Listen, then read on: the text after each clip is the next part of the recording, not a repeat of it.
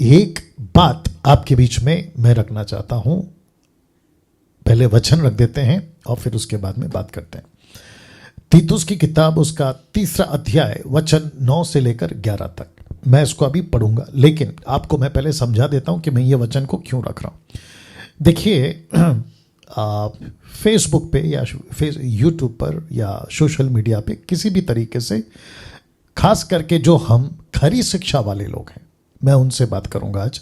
उनके लिए मेरा आज का ये वीडियो है। मैं रिपीट करता हूं, खरी शिक्षा वालों के लिए, जो यीशु के वचनों को प्यार करते हैं लेकिन खरी शिक्षा के साथ, rightly dividing the word of truth, परमेश्वर के वचन को जो ठीक से काम में लाता है, ऐसे लोगों की मैं बात कर रहा हूँ।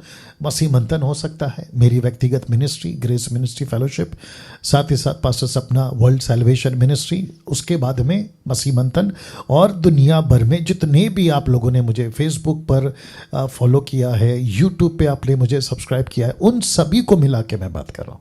ठीक है ना? तो आज का ये जो वीडियो है ये उन लोगों के लिए है कि आपको करना क्या है। फेसबुक और यूट्यूब पे आपको बहुत सारे लोग, जैसे मैंने कल कहा था ना कि कचरा एडिट करते हैं और बनाते हैं और डालते हैं, उनका कचरा जो है आप लोग मेरे व्हाट्सएप पे ना डालें करके मैंने ये कल बताया था। आज आप लोगों के लिए कहना चाहता हूँ, वचन को पहले पढ़ लेता हूँ। अभी आपको बेस समझ में आ गया कि मैं क्या बोलने वाला हूँ।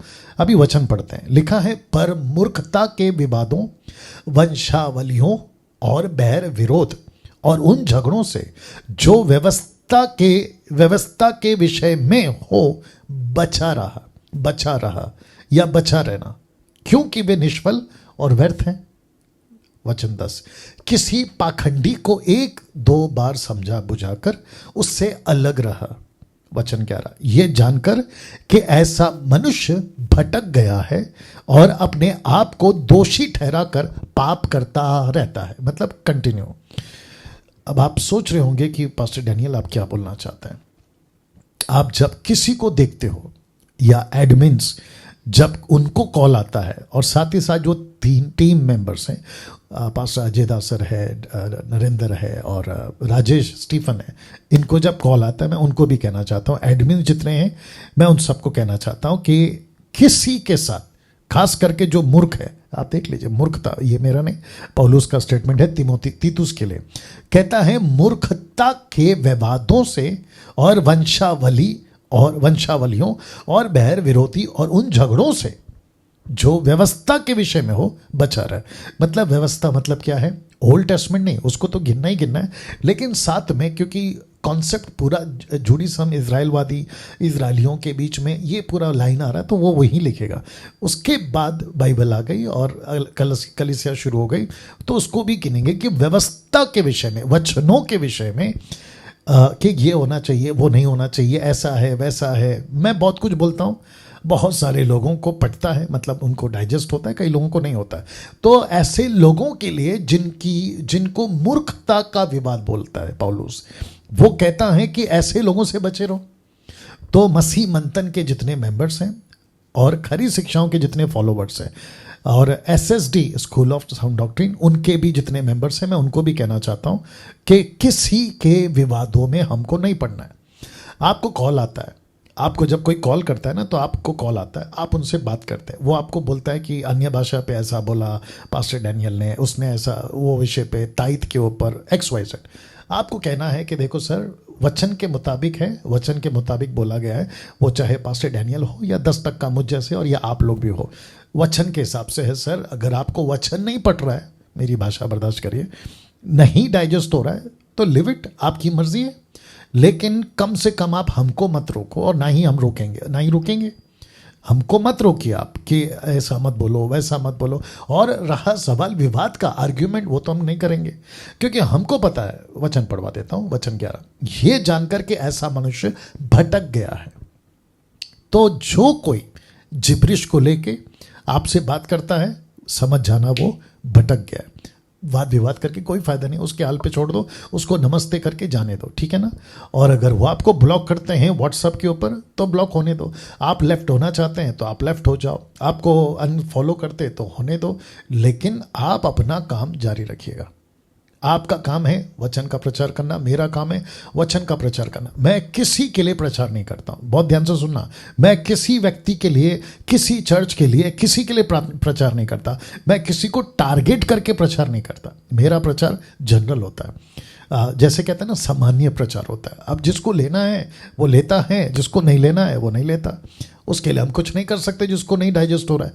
तो जिसके चलते ये पौलुस कहते हैं, मूर्खता के विवादों, वंशावलियों, बैर विरोध और झगड़ों से जो व्यवस्था के विषय में हो बचा रहा। हमको बचना है उससे, आर्ग्यूमेंट कभी नहीं करना। मैं रिक्वेस्ट करता हूं कि जितने भी खरे शिक्षा के प्रचारक हैं, किसी भी व्यक्ति से वाद विवाद नहीं करना है। वो कहते हैं कि हम आपको डिबेट के लिए बुलाते हैं, XYZ, नमस्ते। आप किससे डिबेट कर रहे हो? वचन से।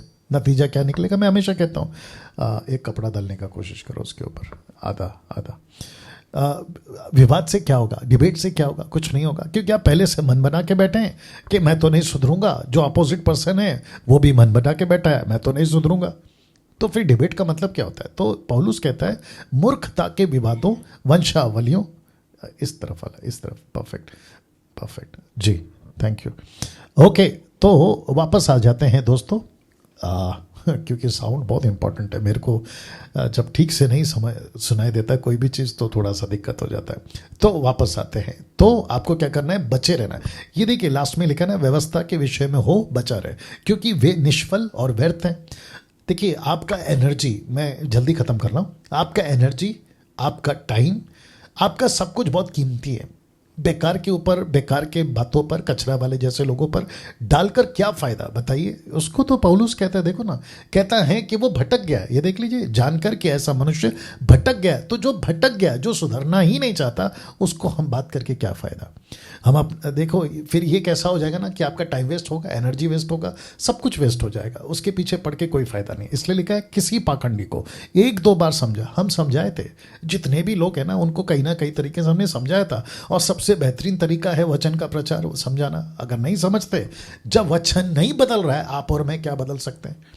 तो ये बातें मैंने आज ज़रूरी समझा कि मैं आप लोगों के बीच में इसको रखूं कि किसी से भी, सिस्टर्स एंड ब्रदर्स, बहुत ध्यान से सुनिए, खरी शिक्षाओं के दीवानों, मसीह मंथन के सदस्यों, मेरी मिनिस्ट्री के सदस्यों, मैं आप लोगों से फिर कहता हूं, किसी के झगड़े में, किसी के विवाद में, किसी के साथ आर्ग्यूमेंट में हमको नहीं पड़ना है। वो कहता है कि मैं बड़ा ज्ञानी हूं, नमस्ते बोल के छोड़ दो। वो कहता है कि मुझे सब कुछ आता है, नमस्ते करके छोड़ दो। क्योंकि जीसस जब न्याय की गद्दी पे बैठेगा, दूध का दूध, पानी का पानी प्रभु करेगा।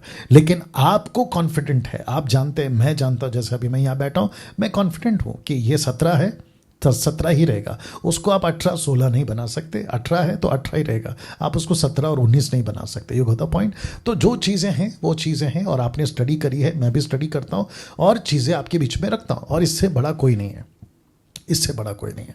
तो ये बातें आपके बीच में रखनी थी। आशा करता हूं कि जब ये एडिट होगा तो आप लोग इसको खूब शेयर करेंगे आपस में, और दूसरों को भी डाल दीजिए, क्योंकि मैं समझता हूं कि ये वचन के हिसाब से एक आखिरी बार पढ़ना चाहूँगा, फिर उसके बाद मैं आगे बढ़ूंगा। पर मूर्खता के विवादों, वंशावलियों और बैर विरोध और झगड़ों से जो व्यवस्था के विषय में हो बचा रहे, क्योंकि वे निष्फल और व्यर्थ हैं।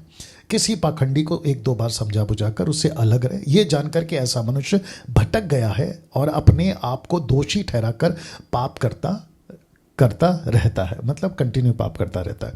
चलिए, मैं समझता हूँ ये आप समझ गए।